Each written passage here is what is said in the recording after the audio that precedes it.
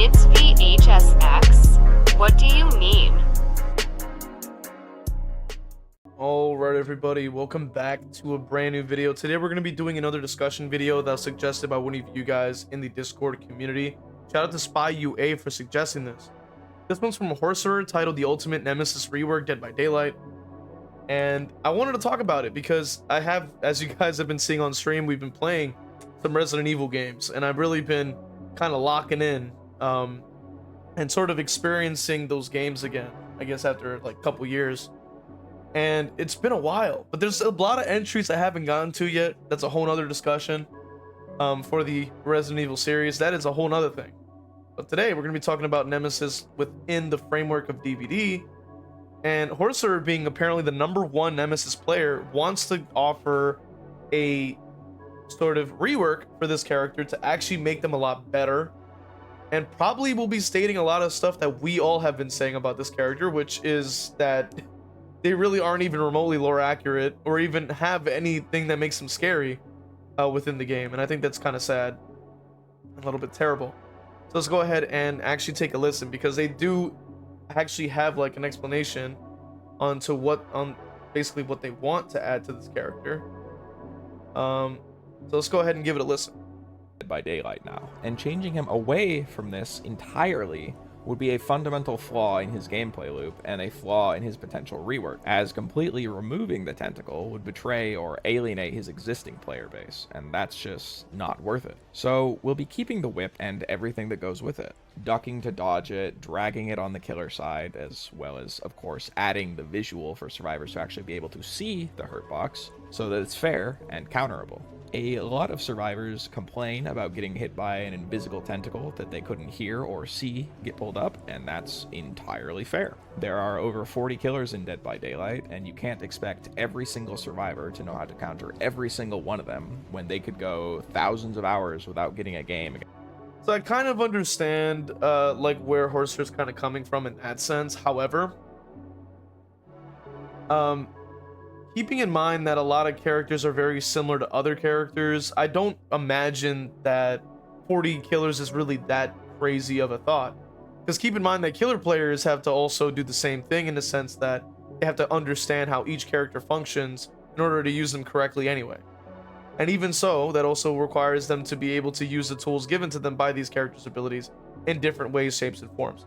So I will not say that, I will disagree with the fact that a survivor player is unable to figure out what each and every single one of them does, because keep in mind that the resources are plentiful and available, and then a lot of survivor players refuse to actually do the research and learn these things.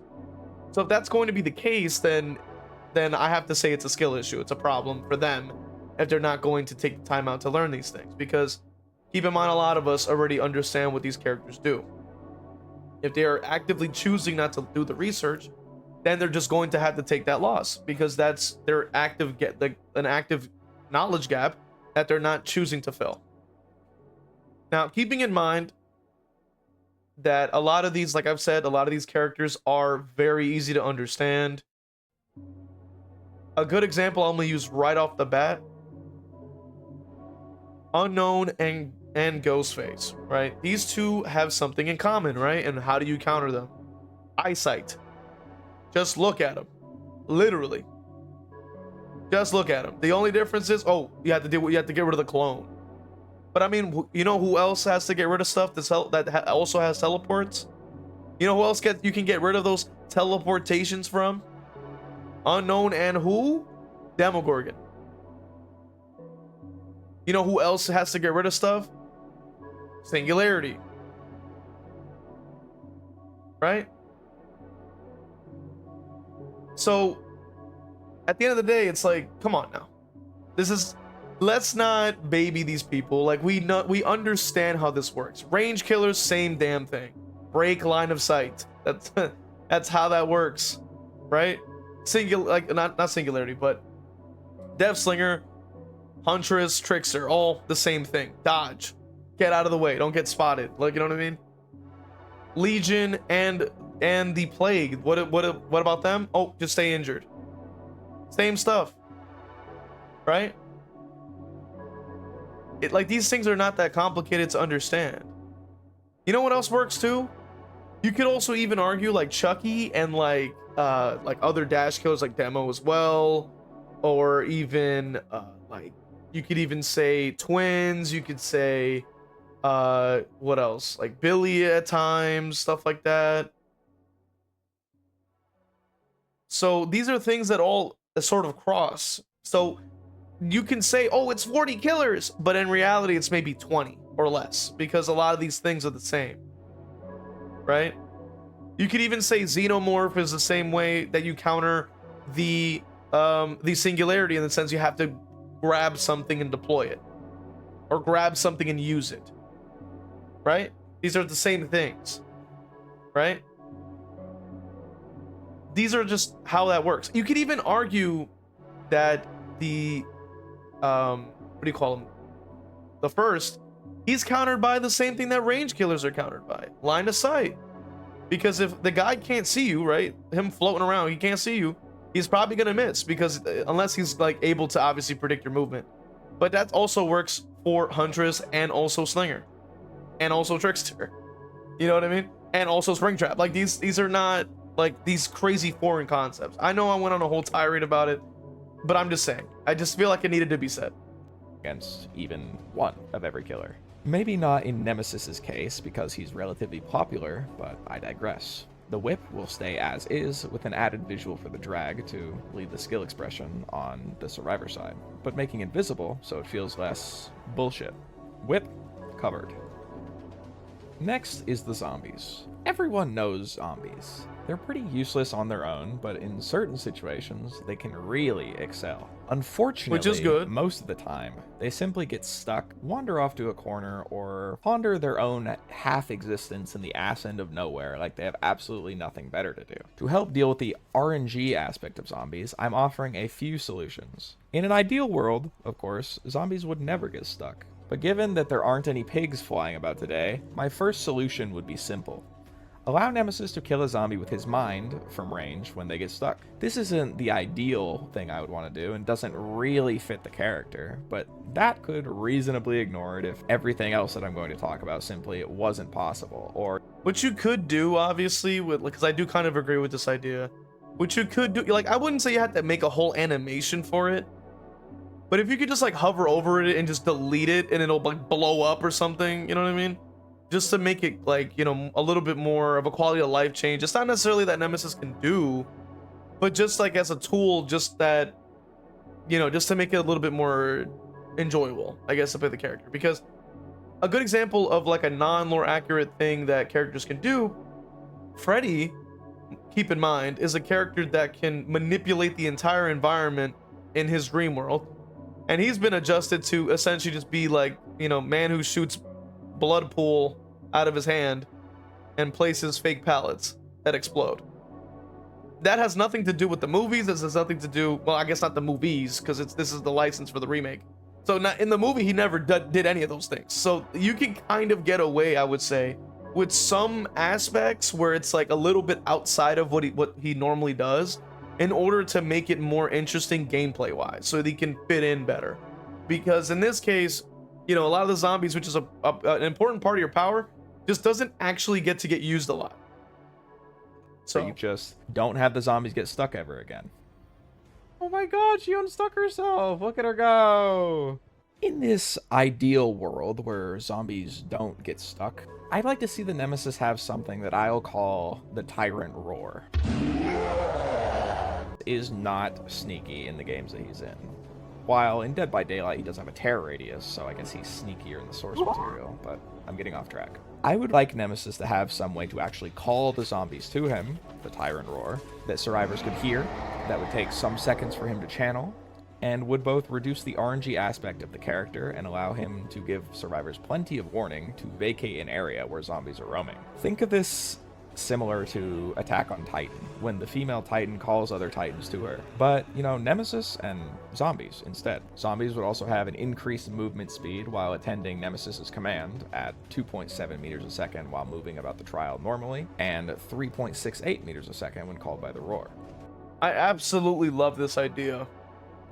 And the reason I'm gonna add on to what Horcerer is saying is the mere fact that within the game, the zombies already react to noise. So like gen noises, explosions, you know, stuff like missed skill checks, unhooks, stuff like that, like things that make booms, that, you know, that make noise, like whether it be discordance or even like Call of Brine, a missed skill check, like things that just make noise like that will you know, make them react. So I think that if they were to add this into the game, it's already in the code.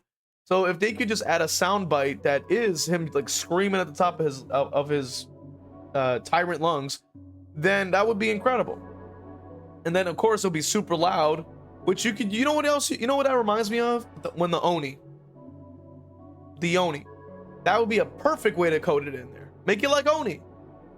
Make it like Oni. You could even use the same animation if you want it, because keep in mind, like, you know, DVD is a little bit limited with how it's coded. So I'm trying to pull from things that are already in the game that they can just kind of repurpose the coding for, or at least be able to like replicate it so that it fits. And you could probably have like the Oni's like roaring and then use a different sound. And then obviously you can have the hand animation with his fists, you know, like, you know how the Oni does it. And then you can have him just roar and then make it be a sound, and then of course the zombies can then, you know, start moving towards it. And then of course, then you can obviously within that give them movement speed, because there's already add-ons that do that. All of it is plausible and can fit into the game. This is the type of reworks and updates I love to see, because they're actually taking into account what's possible with this game. Because there's a lot of the times that like we'll have a chapter release of a license, and then they'll say, oh, how come they didn't add this to it? And it's like, okay, but how can we fit that into the code though? Like, you know what I mean? So that's the thing. So a zombie will never be faster than a survivor.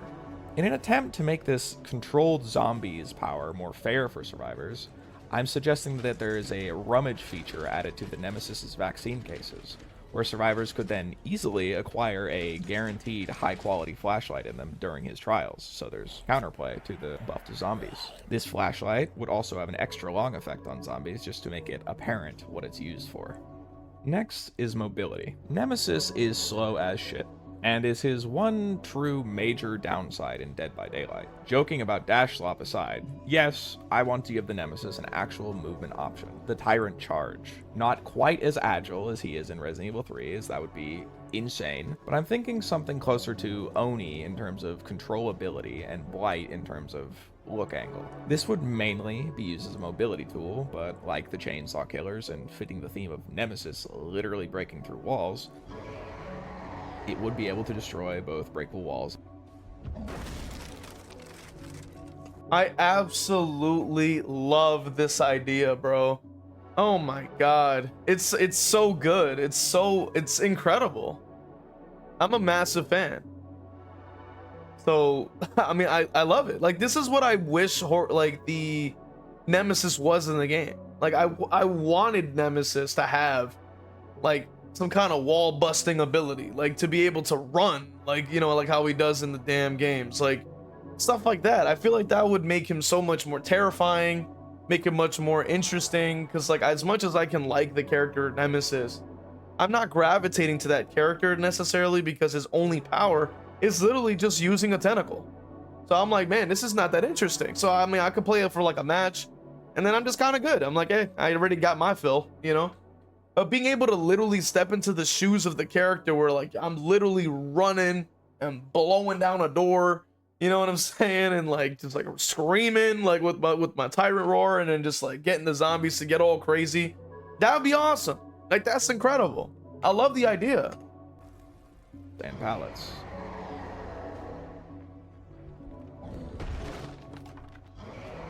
On top of injuring survivors, if he were to crash into them. It just depends on what he hits.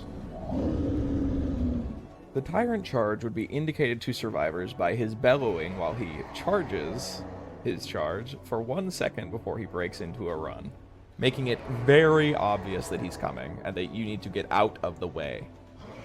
moving at 8 meters for a few seconds before ramping up to 10 meters a second, really making him the lethal pursuer, but without too much ability to turn to keep it as just a movement option for him, as mobility is one of his main weaknesses in current Dead by Daylight, but I'm not trying to make a second Blight here. Lastly, in terms of things that are new, Nemesis's weaponry. Time and time again, I get this question. Why don't we give Nemesis the rocket launcher? Why don't we give Nemesis the rocket launcher? What I was thinking was with the rocket launcher was using it as a Mori. Now that they mention it, but to make it a power could be interesting. Maybe I'm thinking too much outside the box or something like that. Like, because I was once again gonna think of Oni, where like you charge up your power, and then maybe you can get like you can use a launcher. Would be kind of cool if you have like enough infections for a certain duration. Like it helps fill it up or something like that. It could take a while, but maybe it could be useful or something. I don't know. Why don't we give Nemesis the rocket launcher? Why don't we give Nemesis the rocket? Why don't we give Nemesis the rocket launcher? Well, now I'm going to.